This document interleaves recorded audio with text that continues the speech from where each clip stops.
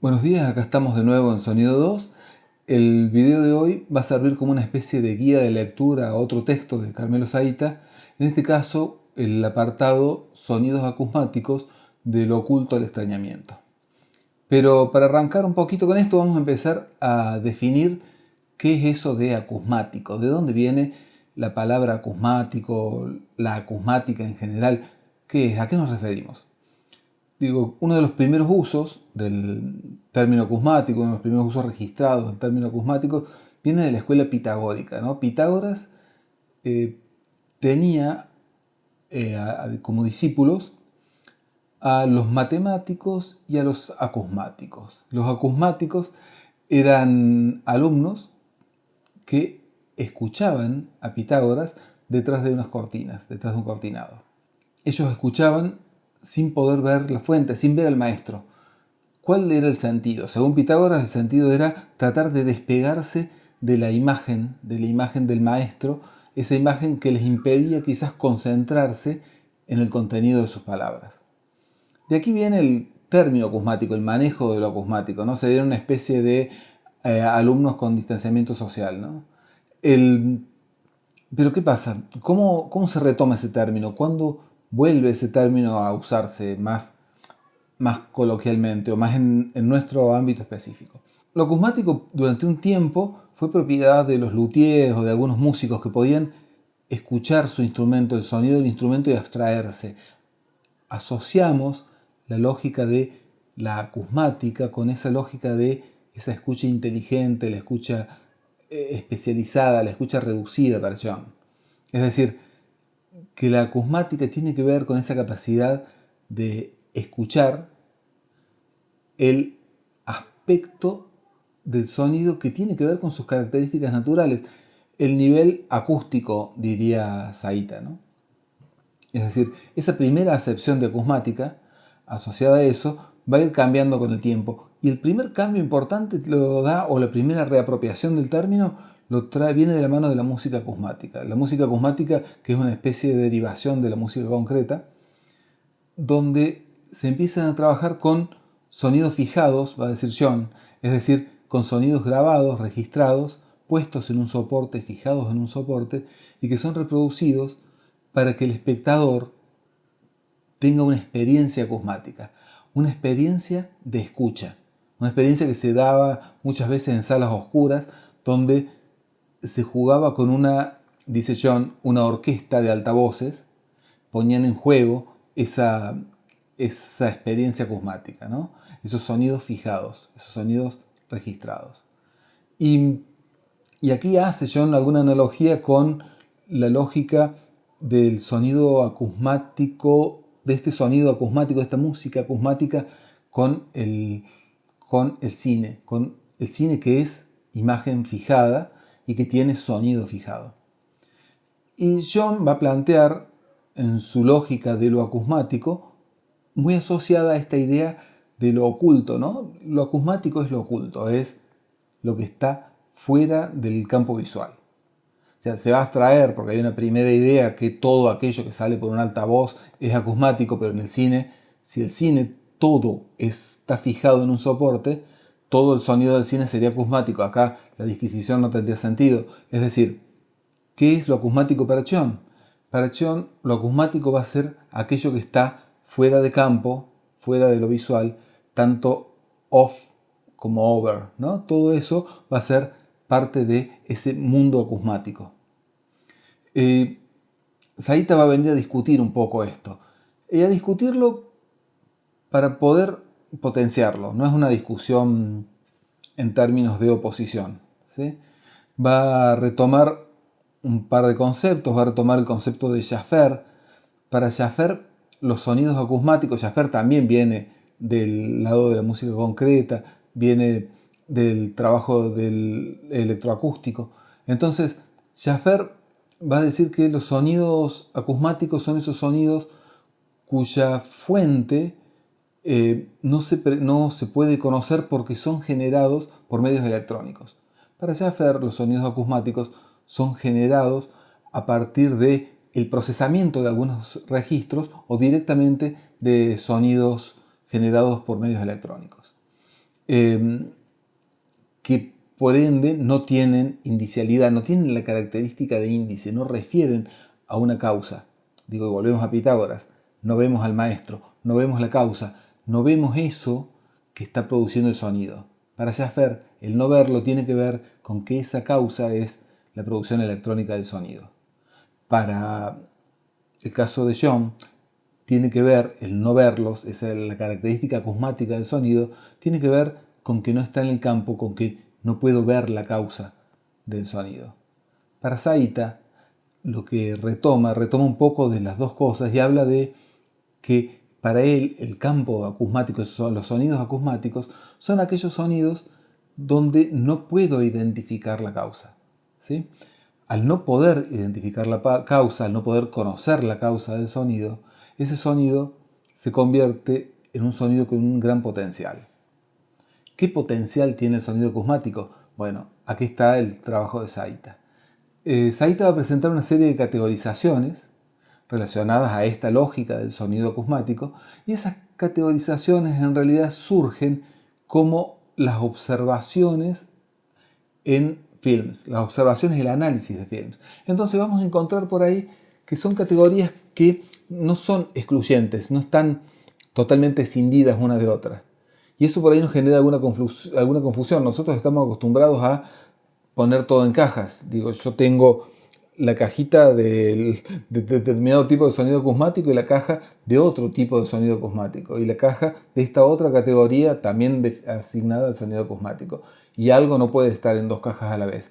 No es el caso este. En el caso este, lo que hace Zaita es lista o enumera una serie de funciones o situaciones donde aparece, donde se usa el sonido, estos sonidos acusmáticos. Uno de estos sonidos que plantea Zaita son sonidos electrónicos o sonidos acústicos procesados que reemplazan a los sonidos de las fuentes que están en cuadro y que por efecto de la síncresis, es decir, esta asociación causa-efecto, causa-sonido que nosotros hacemos mentalmente al tener un estímulo sonoro y ver una causa que tiene alguna analogía, es decir, por un fenómeno de síncresis se le asigna como causa a ese sonido lo que vemos en cuadro.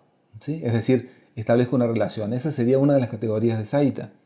Otra de esas categorías serían esos sonidos desnaturalizados por el procesamiento de manera que pierdan la indicialidad, es decir, que pierdan la referencia a la causa. Un sonido procesado al punto de que yo no puedo identificar cuál es la causa de ese sonido.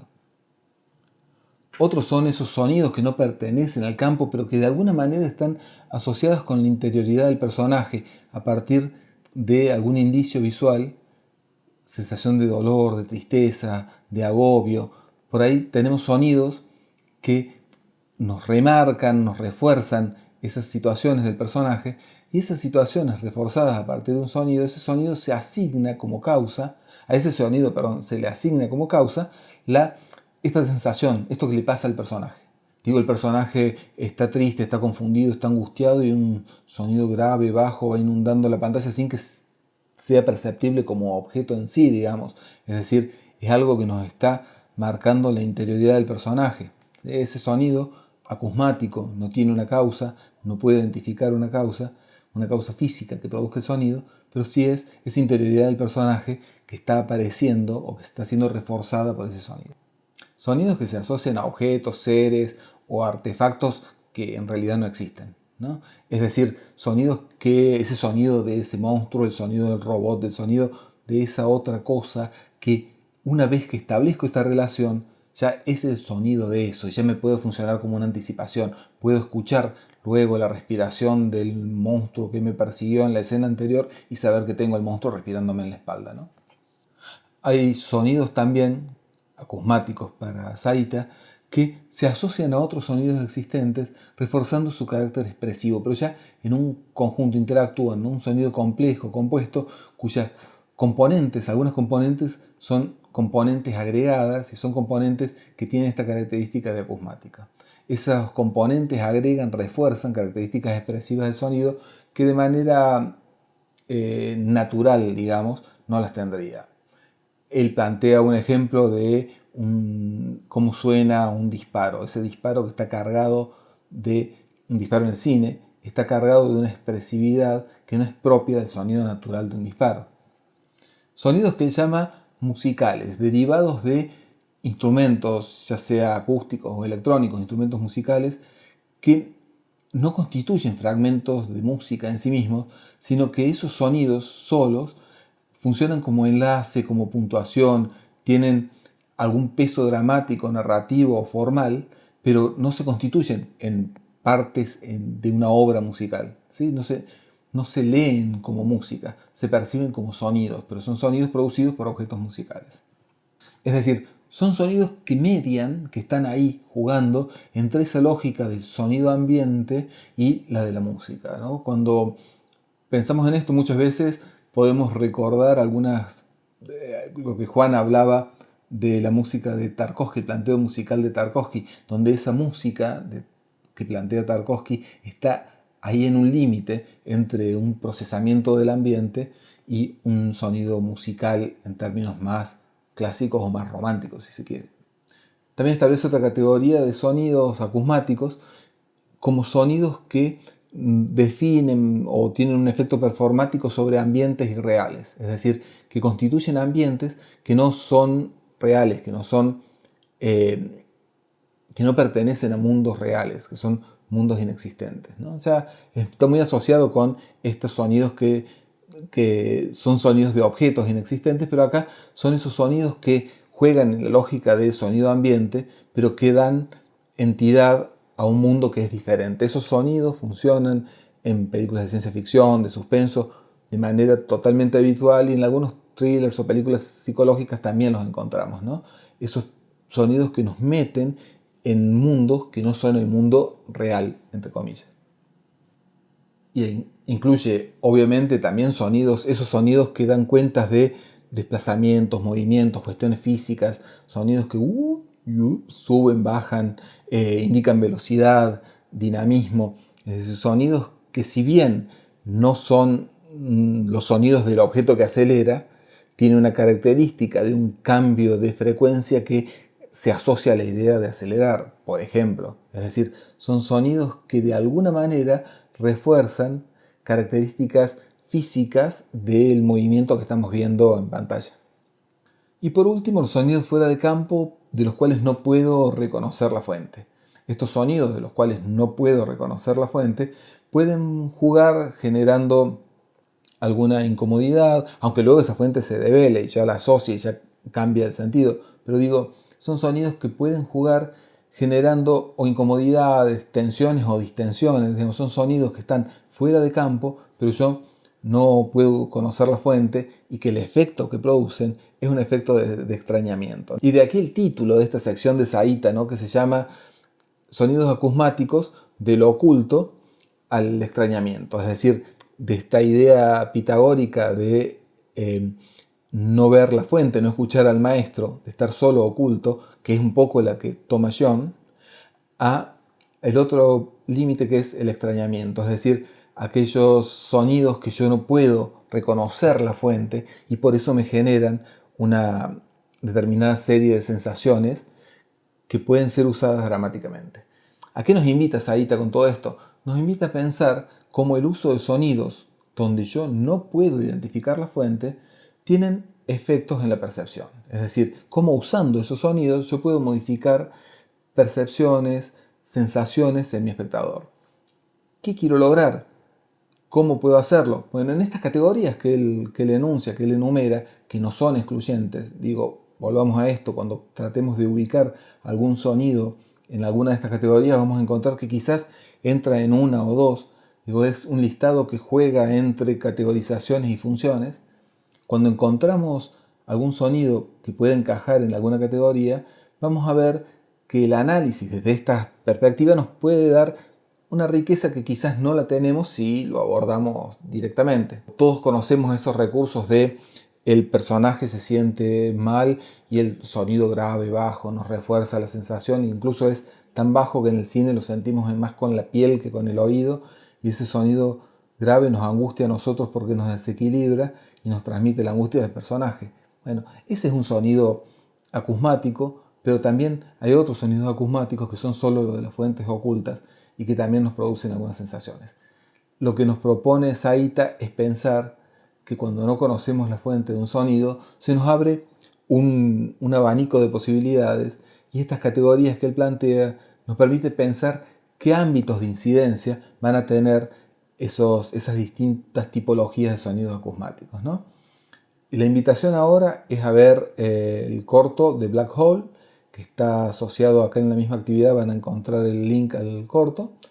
Y con este corto vamos a tratar de encontrar estas categorías de Saïta en los sonidos acusmáticos que están ahí. Es algo que vamos a desarrollar, vamos a discutirlo entre todos en la clase que vamos a tener en vivo, digamos, en la clase que vamos a tener por Jitsi el martes que viene. La idea es que vean el corto, que tengan presente estas categorías. Ahora les voy a dejar un listado de las categorías, vamos a dejarles de nuevo las placas con las categorías, y que traten de encontrar esas categorías en el corto, si están todas o algunas, y que después podamos discutir sobre eso, discutir la eficiencia del uso de esas categorías. El texto de Saïta también va a estar vinculado acá, el texto donde está un poco más desarrollado.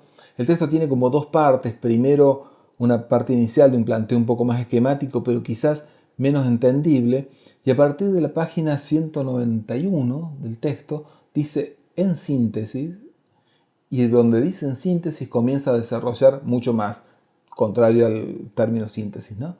Entonces, donde dice en síntesis, a partir de la página 191, vamos a encontrar un desarrollo bastante más interesante y quizás más entendible. Como recomendación, si no les resulta completa la información previa, no se impacienten.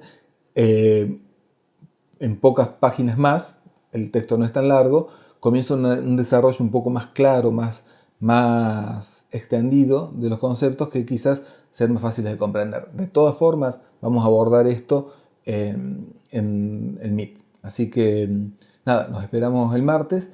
Vean el corto, con el corto visto y con esas categorías más o menos trabajadas, pensadas, para que podamos empezar a charlar sobre eso.